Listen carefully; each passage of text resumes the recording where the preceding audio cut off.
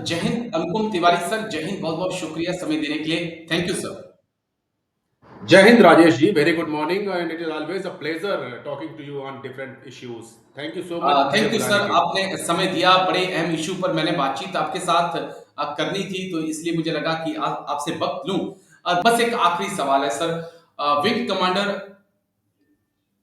को लेकर जो शिवांगी सिंह मैम है, उनको लेकर कुछ जानकारियां सामने नहीं आ रही हैं। लगातार पाकिस्तान की तरफ से एक प्रोपोगेंडा फैलाया जा रहा है कि अ, वो पाकिस्तान के कब्जे में है। कुछ हिंदुस्तान के सोशल मीडिया प्लेटफॉर्म ने भी इस प्रोपेगेंडा में पाकिस्तान का साथ दिया।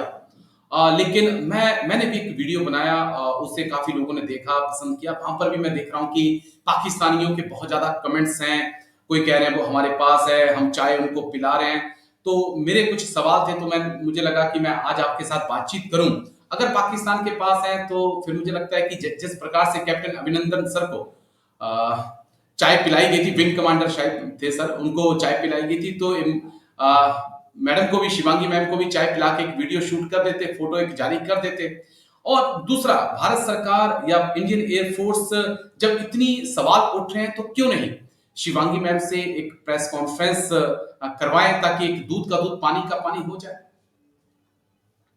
देखिए राजेश, एक बहुत ही रोचक बात यह है कि पाकिस्तान के पास प्रोपेगेंडा फैलाने के लिए पूरा पूरा एक डिपार्टमेंट मौजूद है जिसको DGISPR कहा जाता है। उसका काम ही यही है कि वो भारत के खिलाफ इस तरह की बातें करे, इस तरह के कुछ कंफ्यूजन क्रिएट करे और एक गफलत का माहौल बनाए, जिससे कि भारत के अंदर कुछ लोग सवाल उठाना शुरू करें और हमें खुद ऐसा लगने लगे कि हमारी सरकार या हमारे सेना हमसे कुछ छुपा रही है और ऐसा कुछ कर रही है, हमको बताना नहीं चाहती है। तो ये एक बहुत ही वेल प्लान्ड प्रोपेगेंडा होता है जो कि DGISPR इसको करने में माहिर है, दशकों से करता रहा है।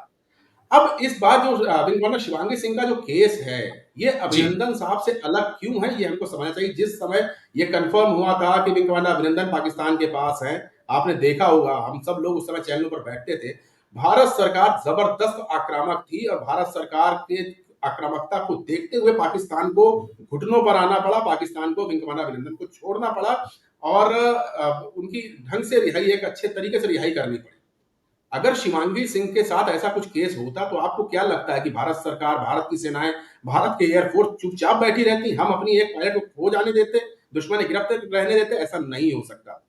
और इस बात को पाकिस्तान भी बहुत अच्छी तरह समझता है कि अगर हमारा कोई पायलट उन्हें कब्जे में होता तो आज ऑपरेशन सिंदूर स्थगित नहीं हुआ होता, क्योंकि जिस तरह से 10 मई की रात को हमने हमले किए थे, आज पाकिस्तान के तमाम इंफ्रास्ट्रक्चर जो भी वहां पर चीजें हैं, आज जमीन चाट रही होती। अगर भारत की एयरफोर्स की अगर आक्रामकता आप 10 तारीख की रात को देख रहे होते, तो ये निश्चित है कि भारत सरकार या भारत की सेनाएं विंग कमांडर शिवांगी सिंह को लेकर के निश्चिंत हैं कि ऐसा कुछ भी नहीं हुआ है। जो प्रोपेगेंडा फैलाया जा रहा है वो बेसिकली एक कंफ्यूजन क्रिएट करने के लिए किया जा रहा है, भारत के अंदर एक केओस क्रिएट करने के लिए किया जा रहा है।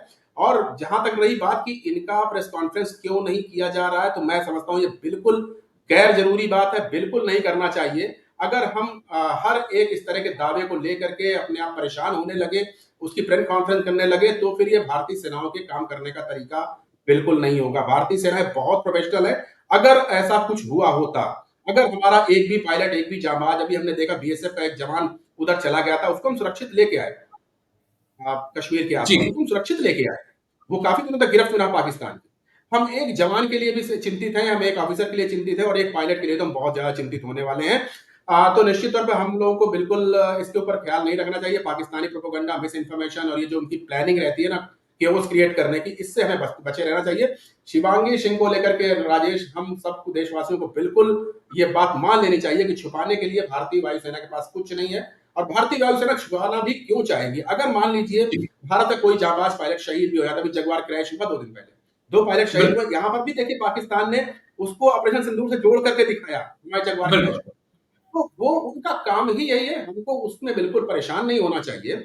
हम वो सेनाएं हैं जो कि अपनी शहादतों का सम्मान करती हैं और जगुआर के पायलट जो क्रैश में शहीद हुए हैं, उनका हमने जी। पूरी तरह से एक उनको सम्मान की दृष्टि से देखा है। वो एक तरह से ड्यूटी पे अपनी जान दी उन्होंने, बिल्कुल। पूरा देश उनको सैल्यूट कर रहा है। तो इस तरह की प्रोपेगेंडा या मिस इन्फॉर्मेशन में हमको नहीं आना चाहिए। और मुझे लगता है कि पाकिस्तान के जो लोग आपको कमेंट कर रहे हैं, वो अपने आप को, उनको खुद को आईना देखना चाहिए कि उनकी सेनाएं किस तरह की हैं। उनका फील्ड चलिए, मार्शल किस मुझे तरह का है और याद उनका आ रहा है वो कि जो बॉम्बर पाकिस्तान अवॉइडेड की किस तरह तरफ का से जब ब्रीफिंग दी जा रही थी, जब ऑपरेशन सिंदूर के दौरान, तो शायद उनके ही डीजीएमओ या उनके जो भी अधिकारी थे एयरफोर्स के, वो बैठे थे, तो उन्होंने खुद कबूल किया था कि इशफाक चौधरी शायद उनका नाम था, कि हमारे JF-17 और गिरे हैं, हमें नुकसान हुआ है।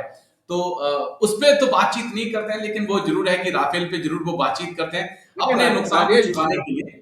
राजेश जी, एक एक एयरपोर्ट के अंदर हैंगर के अंदर रखा हुआ अवैक्स नष्ट हो जाता है, उसकी बात तो कर नहीं रहे हैं। अवैक्स यह सिस्टम, उसको हमने हैंगर के अंदर फोड़ दिया है, उसकी बात नहीं कर रहे हैं। हमारे रफेल को लेकर के चिंतित है या हमारे शिवांगी सिंह जी को लेकर के चिंतित है, तो ये उनकी एक छटपटाहट दिखाता है। मैं तो यही कहता हूँ, उनके पास अपने देश को दिखाने के लिए कुछ नहीं है, तो वो इस तरह का प्रोपेगेंडा फैला करके और अपने देशवासियों को बेवकूफ बना करके, देखिए कितनी ताज्जुब की बात है राजेश, एक हारी हुई सेना का सेनापति जी, प्रमोशन पा जाता है, और इस तरह का प्रमोशन पा जाता है कि आज वो अपने देश के ऊपर एक तरह से अघोषित राष्ट्रपति बन चुका है।